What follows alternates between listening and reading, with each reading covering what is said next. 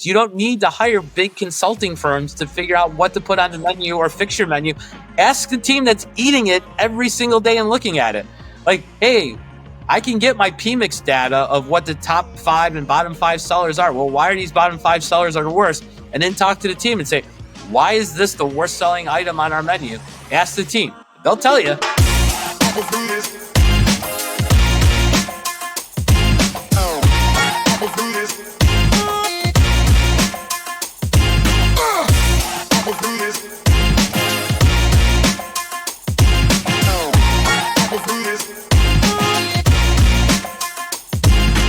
Sam, we're live. I finally got you on the call. I'm super excited to talk to you today. For my audience that doesn't know you and doesn't know Big Chicken and Craveworthy and all the cool stuff that you've been working on, I want to first tell a story. When I got into the restaurant industry, I was going through LinkedIn trying to understand like who runs this show, and you were probably one of the first people I connected with. And then before you knew who I was, I saw you at FS Tech, and you were wearing like a very lively, like colorful pattern shirt, maybe a hat, and you were sporting the Big Chicken logo. And I caught attention to that because one thing I've learned, like being in this industry, is that it really is about being a good connector and finding relationships and putting yourself out there. And I've kind of adopted that silently with this show, with the way I present myself in front of people. So I just want to say thank you, because I never told you that you've been an influential role in my journey so far. So you want to tell our audience a little about yourself, how you got into this crazy business, what you're working on now. Give us a little prelude to this episode. Well, I really appreciate that. And thank you for saying that. This is the hospitality industry, not the hostility industry. And like I tell everybody, it's about how do we help each other? I used to work at the National Restaurant Association, and we'd have these crazy stats of how 7 in every 10 restaurants fail. How can we change that? And the only way we can change it is by helping each other, right? And helping one another grow. And, I kind of proclaimed myself the international people connector, because when I was in college, I had a great professor who would always tell us it's 80% of who you know and 20% of what you know. And it's so true in our industry. We are in the biggest industry, but it's so tiny. And you meet people, different walks of life. This is the industry that accepts people from all walks of life, whether you've made mistakes in life, whether you intentionally came in this business or not come in this business, but it gives opportunities, right? We are that one industry that can give an opportunity, depending on what your passion is, to grow and develop and live a great life, grow your family, grow your legacy, really give you that American dream and let you truly dream to be as big and do what you want to fulfill your heart's content for you and your family. And that's what's exciting about it, is that we just have so much opportunity. And it's not just about the food, right? Now, food is the big sexy piece because that's what people eat, feel, taste. But there's so many opportunities behind the scenes that make it happen. We're such a full circle lifestyle business or life cycle business. It's really from inception through recycle that affects the hospitality industry. So it's just more than just restaurants and hotels we like to talk about. But at Big Chicken, we've got a great brand that has been in existence for 6 years, franchising for a little bit over 3. Got a small boss named Shaquille O'Neal, who started the brand. A little guy, 7'1", 300 plus pounds, delivering smiles every day. Our 10-year goal is to serve up 250 million smiles by delivering big food, big flavor, big fun.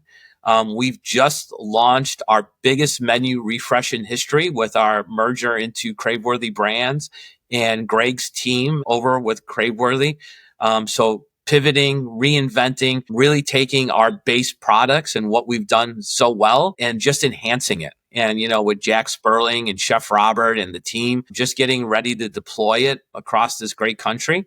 And then bringing the fold and power of Craveworthy. Craveworthy continues to expand. Greg's leadership and vision to take emerging brands and package them together, take legacy brands and leverage those opportunities to grow, build and develop and re-energize those food products, operations and service. And where Craveworthy is an amazing operations company, and that's what they're focused on, really gives, again, more opportunities for people.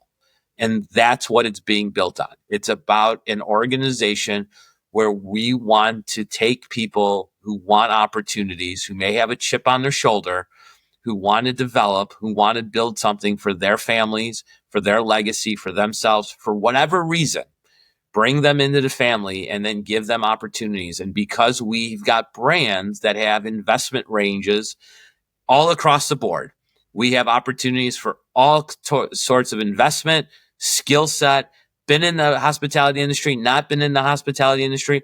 We can take, teach, and train and provide those opportunities, right? Depending on where you want to be at. And then we've got certain flagship brands that will be leading the charge, such as Big Chicken, across not only the United States, but internationally. The demand for chicken is at an all-time high. There's lots of chicken competitors out there.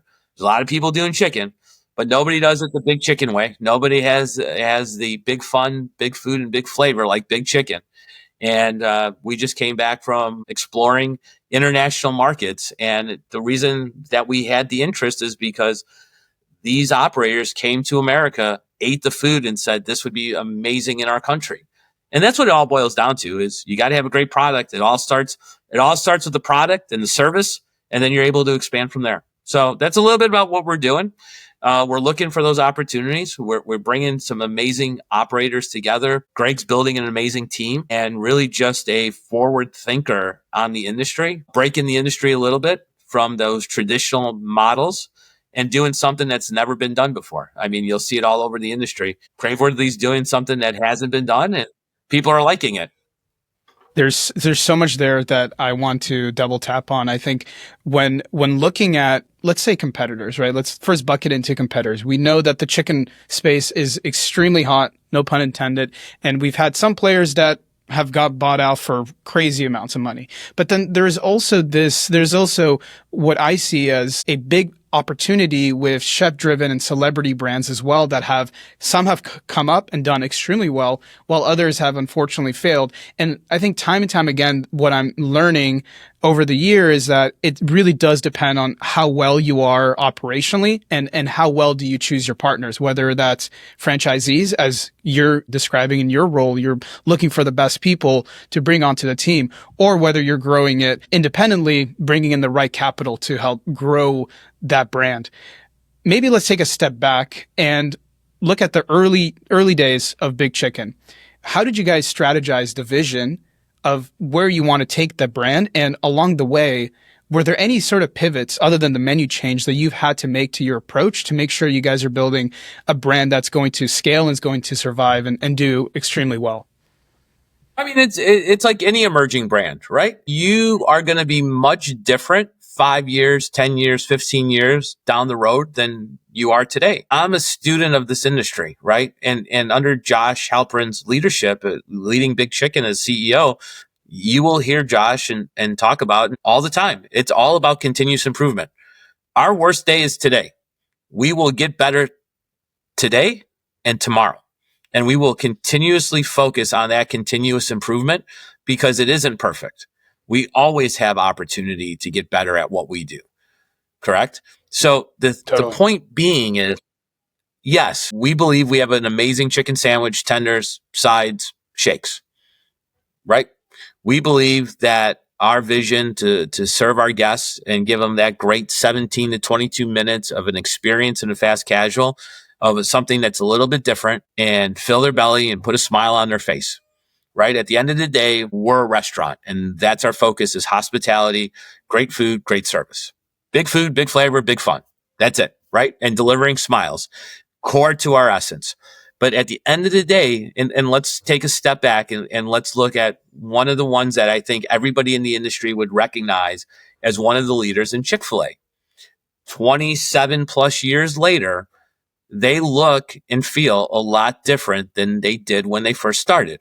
Chick-fil-A started as a mall brand, right? They started very differently. Yeah, I mean, if you look, they had a couple standalones. They started in malls. They've made pivots. They hired Ritz-Carlton to help them with service, and then they pivoted into drive-throughs, and now are the leaders in service and drive-throughs. So they continuously improved, right? Raising Cane's is continuously improved, right? So brands who continuously improve over the years continue to win, right? McDonald's, we can all agree that McDonald's looks a lot different today than it did at its inception, right? It has its core focus on hamburgers, but did they try a lot of different things? Did they try cosmics, right? And it didn't work out, but they tried it. And that's the great part of America. And yes, are you going to fail at things along the way? Are you not always going to pick the right franchisees? Are things going to happen that are out of your control? 100%. But that's business. Whether you did it yourself or you franchised it, things are not perfect. And we have to understand that there are risks involved in all of it. But are we better together? Are we better in franchising together than we are as an individual? I've had the opportunity to work for major organizations like Marriott International at the corporate level. I've worked for the National Restaurant Association. I've built my own independent restaurant. I was a franchisee for Firehouse Subs. I'm a franchisor at Big Chicken. So I have a unique set of experiences where I've seen all the different formations, right?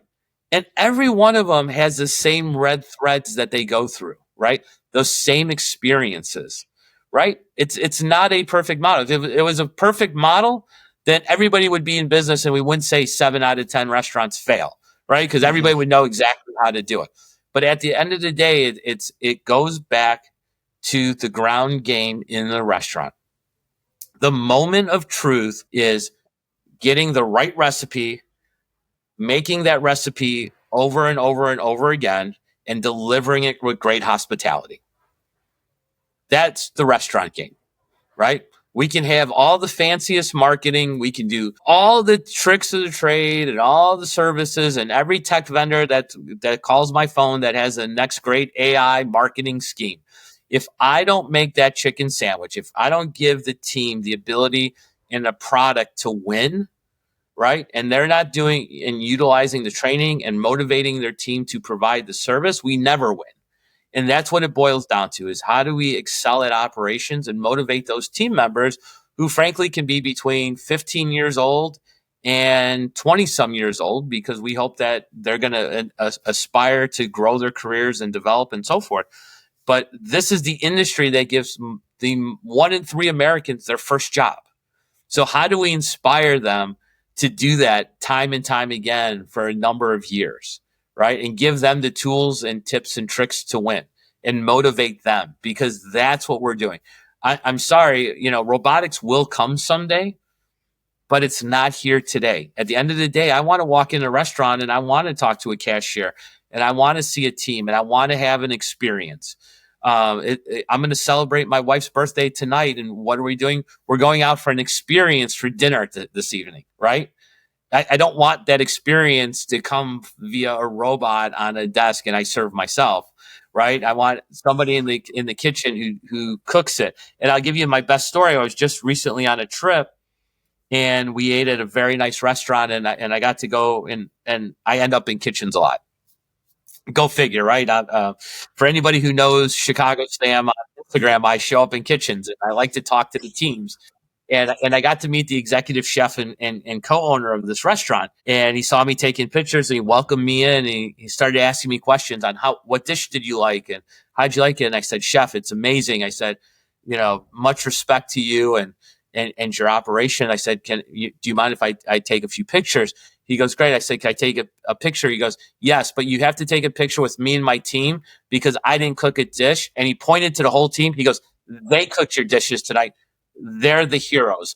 And he literally stopped service, gathered 17 people. It was a fine dining restaurant, gathered them, pulled me into the kitchen and had a server stop and take a picture because I respected what their art form was, because it was truly that culinary experience.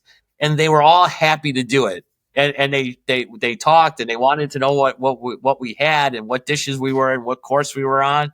And they were truly passionate. How much better was that experience, right? And how much did they care? That's what the restaurant. So whether you're doing it in a fine dining or I'm making you a chicken sandwich, like you go into a restaurant the best part, I have the privilege and opportunity to do the Shaquille visits. When he gets out into a restaurant, I get to take him to the restaurant.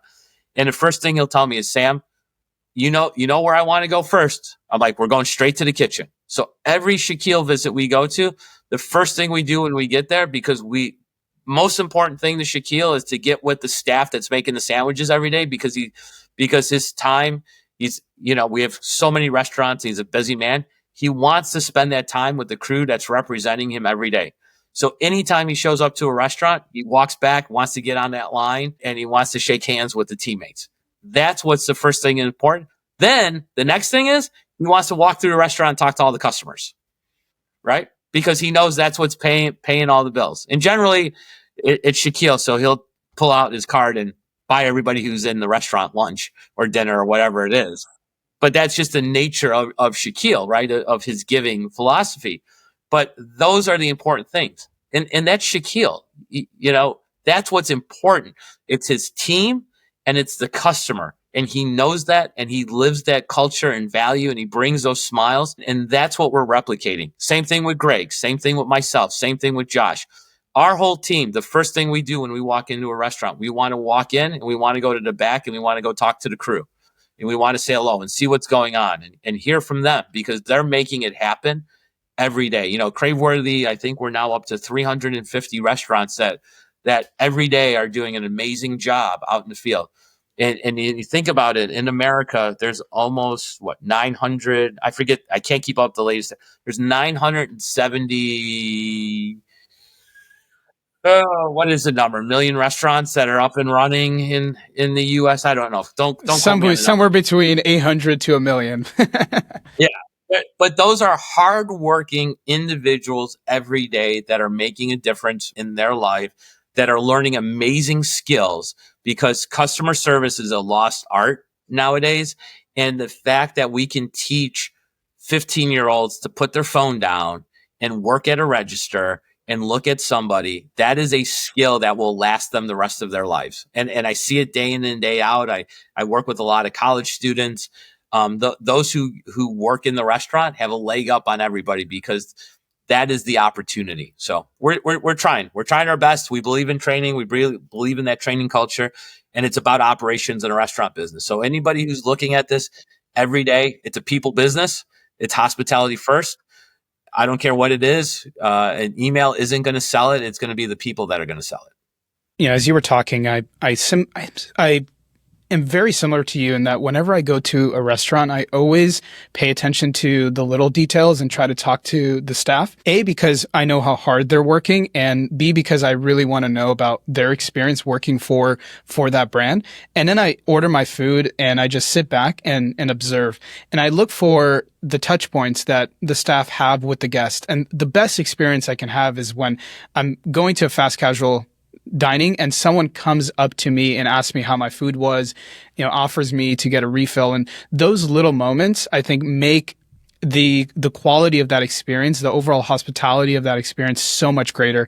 And it's hard to find that nowadays, with labor being extremely difficult to come by. We're just getting hammered by pricing and trying to optimize the restaurant.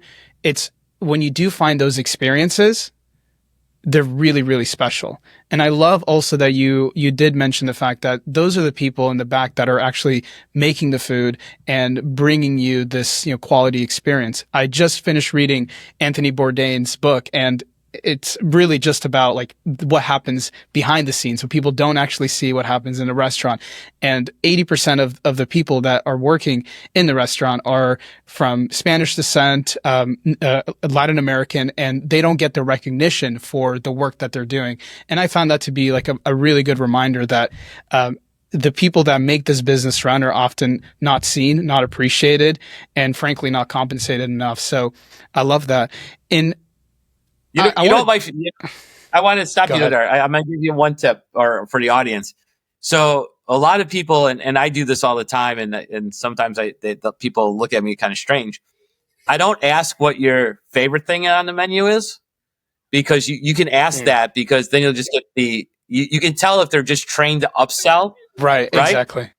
my, my question is, what would you eat right now? Mm. Or what would you eat and what would you modify? Mm. And that is the response that I love to see them look I like at. that. And then when they say, "Oh, if I was on break right now, I would eat this dish with this add-on." I go, "Great, that's what I want to eat. I want to Right. eat what Daniel would have at the restaurant." Right. That gets me excited. Or I want to eat, what's the cook's favorite thing to make during pre-meal? Because then you really find the flavor of a restaurant, especially if you go into like a new restaurant. But you can do that question at any restaurant. It doesn't have to be fine dining. You can go to any No. fast casual QSR. I mean, you can go to a Big Chicken, and I do it all the time at Big Chicken. I mean, that's how we found some of our things. One of the best stories of Big Chicken is our strawberry milkshake on the Uh-huh. Big Chicken menu was actually designed by our lead trainer, who had Right. started with us as an hourly when we were working at UNLV, and we challenged the team for new ideas. And she came to Josh and was like, "Josh, I love strawberry. I've got this idea for a strawberry milkshake." Made the Uh-huh. milkshake. This is delicious. Gave it to our corporate chef and said, "Hey, food costs this. Can we make this and Mm. operationalize it?" And now it's a system flavor across the entire system. I was with a potential franchisee yesterday, and I'm like, "Oh, you got to have a shake. Pick one." He's like, "Strawberry." And he told me, he goes, "This is the best strawberry milkshake I ever had." I go, "Well, I just want to let you know that it was one of our hourly employees that made that strawberry shake. That's who created it." Because the next best invention, if you think about it, just like the Egg McMuffin at McDonald's, the next best invention for your restaurant is sitting with your team, because they look at that food every day. They eat it, they modify it, they think about it. Use your teams, and then you can celebrate it. And it's right under your nose. You don't need to hire big consulting firms to figure out what to put on the menu or fix your menu. Ask the team that's eating it every single day and looking at it. Like, hey, I can get my PMix data of what the top 5 and bottom 5 sellers are. Well, why are these bottom 5 sellers are the worst? And then talk to the team and say, why is this the worst selling item on our menu? Ask the team. They'll tell you. And then why is it the best? And then how do you create an LTO? Use your teams. You have the data and research in front of you. People sometimes are scared to ask that 15 to 20-year-old. They're your marketing engine. They are your new creative engine. 100%. Them and your friends, leverage them. It's right there in front of you, and you're already paying for it. It's free. 100%. In my first job, I was selling smoothies, and I mixed around a couple of different flavors and just started selling it. And whenever the regulars would come back, they would ask for my secret shake. And then when the other employees were asked that question, no one knew what to do. So they actually ended up putting it on the menu. It was like a peanut butter and jelly sandwich. So I took the peanut butter chocolate with the berry smoothie and put it together and made the PB&J. So I love that. You. And maybe I'm in the wrong business. I should be cooking food, but I think this is a good segue to talk about most recently you guys went and refreshed your menu. It seems I went on Big Chicken website and I see there's so many different new sandwiches, sliders. Tell us about, in the spirit of like innovation and changing things up and taking a risk, how did you guys approach that process, and what gets you most excited about this new refresh? So the new refresh, we took the data over the last 3 years of franchising and the last 6 years as a brand. We looked at what the consumers, what the response of the consumer is. There's a lot of, discussion in the industry of value, right? And opportunity, budgets and things like that. We know where the hero is on our menu, which is our sandwich. And then, tenders are so popular, right? There's a whole generation that's been raised on tenders now. Kudos to our friends at Cane's, right? Who have done an amazing job. Shout out to Todd Graves and conditioning the world for tenders and sauce, right? They are the unicorn and masters at it. I have much love for Game that respects game. Yeah, I respect. I mean, again, I'm a student of the business. I don't make fun or slam anybody who's made as much as they have. I respect that. And, the team thought about it. And so how are we going to make Big Chicken different? And Greg looked at it, looks at the industry, looked at being big. Our tenders are big, right? And what are we going to do a little differently? And they ideated with Jack Sperling, our head of supply chain and culinary, and our chef Robert Krakoff, and came up with this idea of Shack Snacks. what's out, McDonald's, just launched snack Snack wrap. wraps.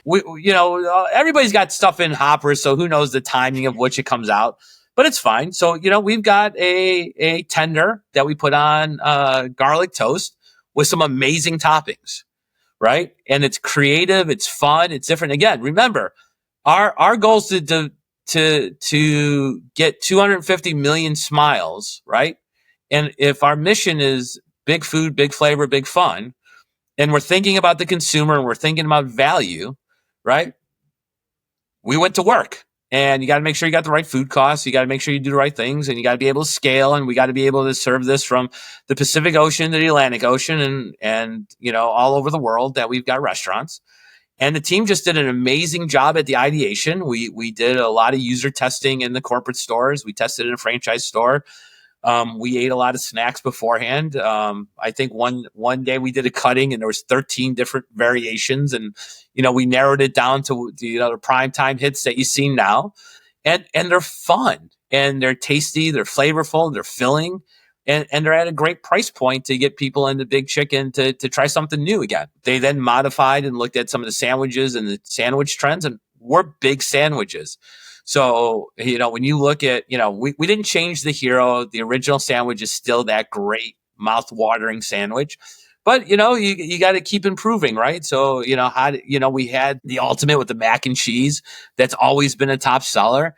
People gravitate to these big monster sandwiches. So what else could make it a monster sandwich? Well, maybe we put some cheese curds on a sandwich. Ooh, that sounds. I saw that one. It was like a mountain. Oh, so some of them, Daniel. I'm trying. Only I think Shaquille can take a bite out of some of these sandwiches.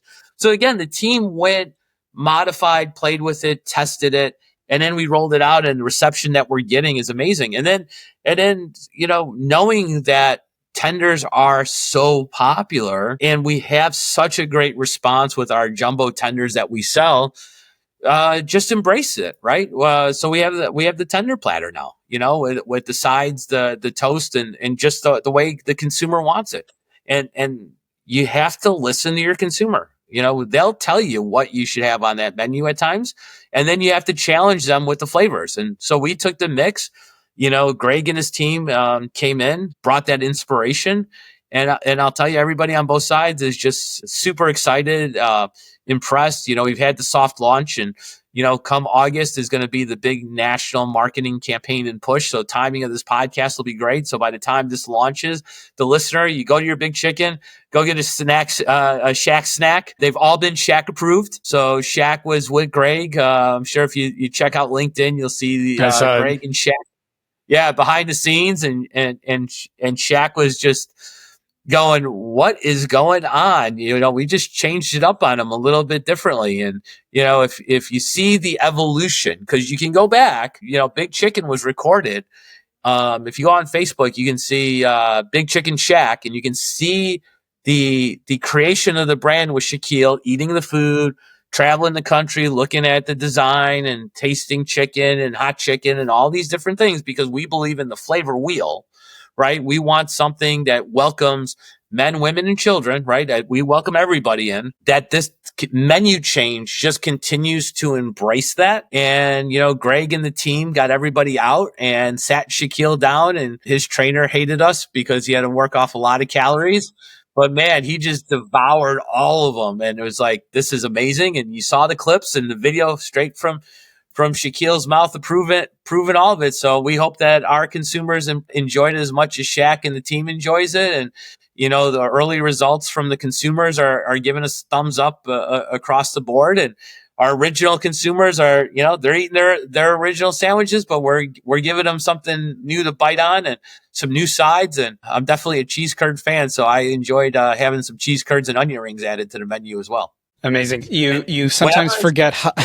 Go ahead. I was going to say, whatever you do, don't forget the shakes, because the one thing we didn't change was the shakes, but we're going to have some exciting new LTOs coming out at the end of the year with the shakes, because the shakes are decadent.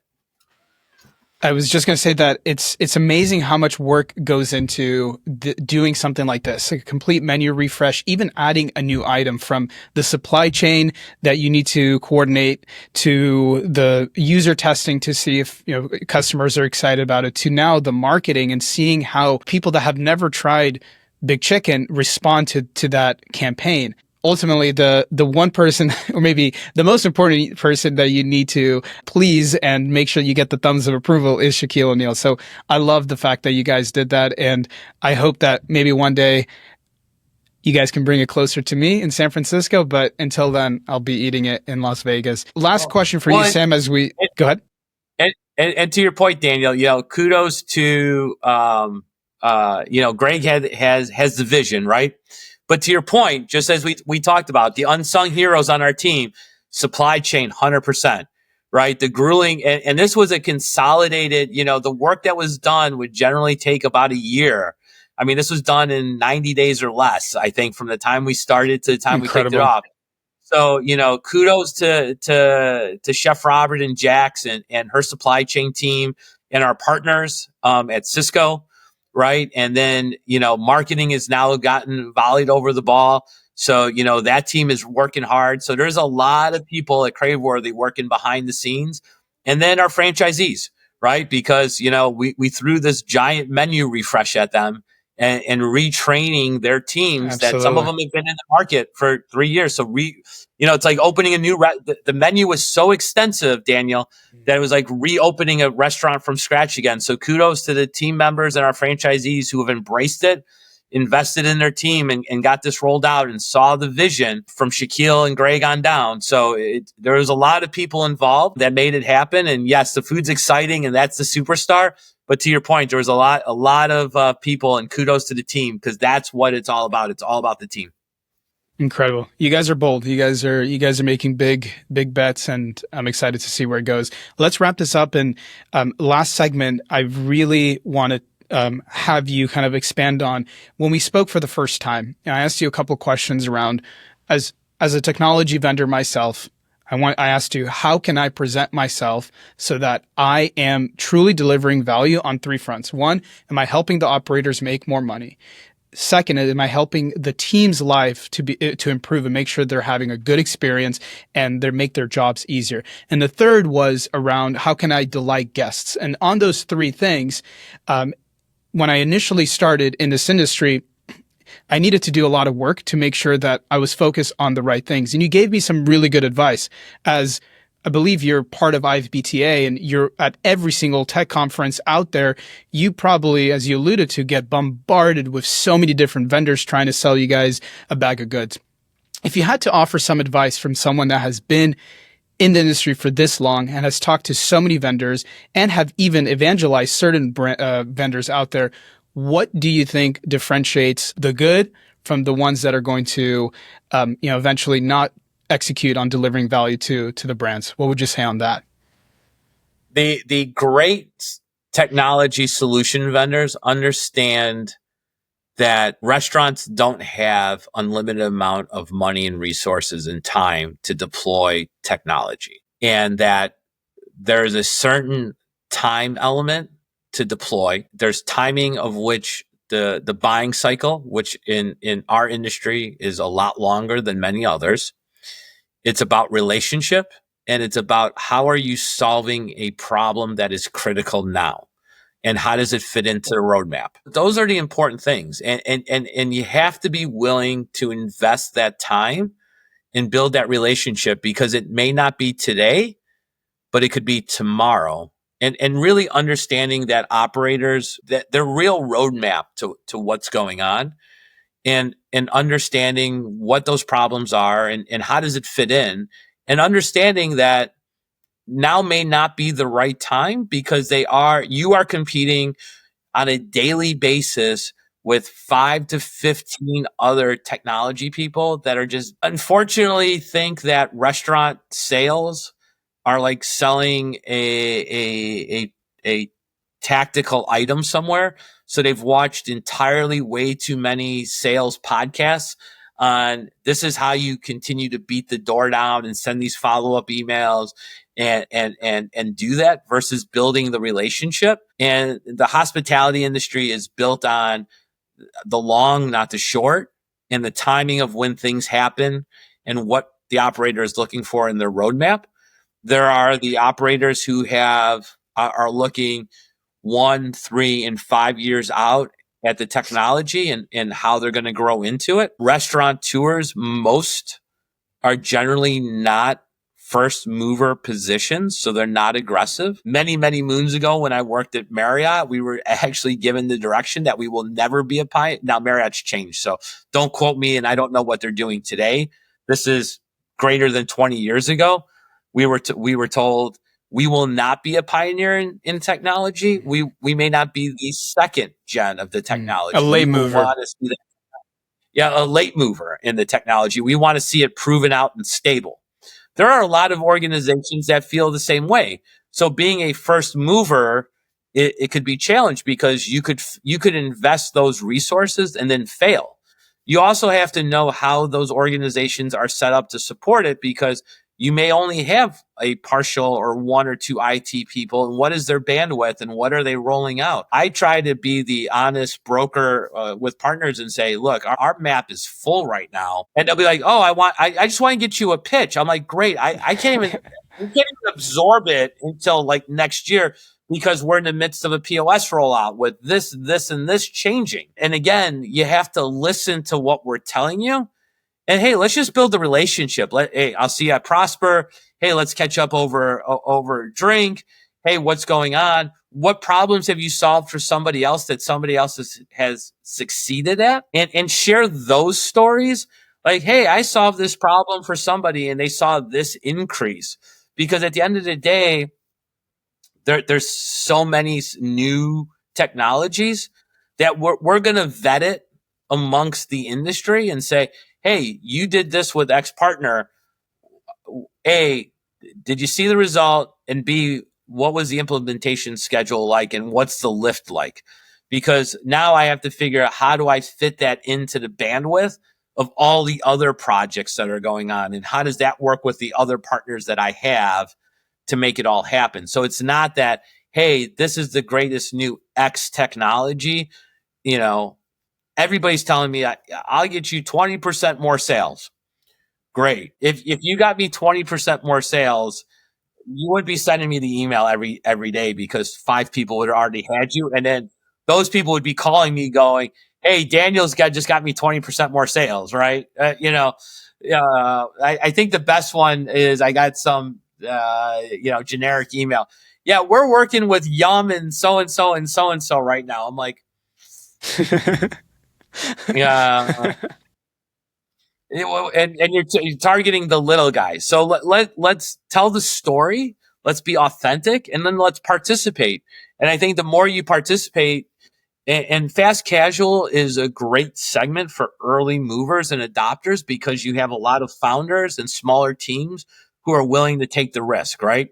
Big teams like the Yums and RBIs are going to be more skeptical, and the mom and pops don't have the time or money. So fast casual is the target that everybody wants to deal with. And it's just clearing the clutter of what makes you stand out, and then just build that relationship and understand, yeah, we all want to make more money, but how many 15-minute, 30-minute calls can I take per week and still do my job just like you're trying to do your job? So I try to respect everybody, but understand how it works both ways, that we can do. And just be most impactful in your messaging, right? And get away from the same standard generic messaging. Like, tell me a really good story. Like, give me that home run story that makes the most amount of sense, and be most authentic with it, right? Not just the form ChatGPT story that you created that you think, Grant Cardone told you how to sell, that's going to work, because we all deal with it every day. I could probably write a textbook. Working at the National Restaurant Association, handling industry relations, I used to work with a lot of young startups, and they'd be like, oh, I need an appointment with so-and-so and I deserve it. I'm like, just come to the meeting. Like, this is still the one industry that is all about relationships and being present and being seen, and why our conferences have the highest attendance.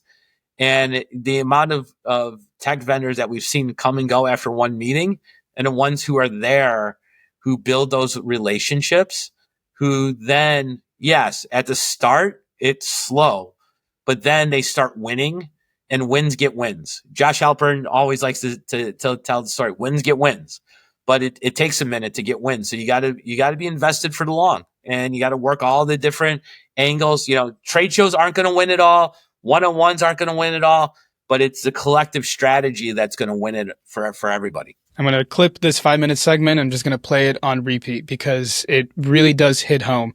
I think that I'm guilty of doing a lot of the sins that you talked about, sending out generic emails, thinking that if I go to a conference, I'm able to convert someone right then and there, and it's going to be an easy win. And one thing I did learn is that you do need to invest in building solid, honest relationships where you can provide value even before you sign the contract. And the second is, and what you just alluded to, the most important is being authentic with your story. And so I'm going to take a lot of that to heart.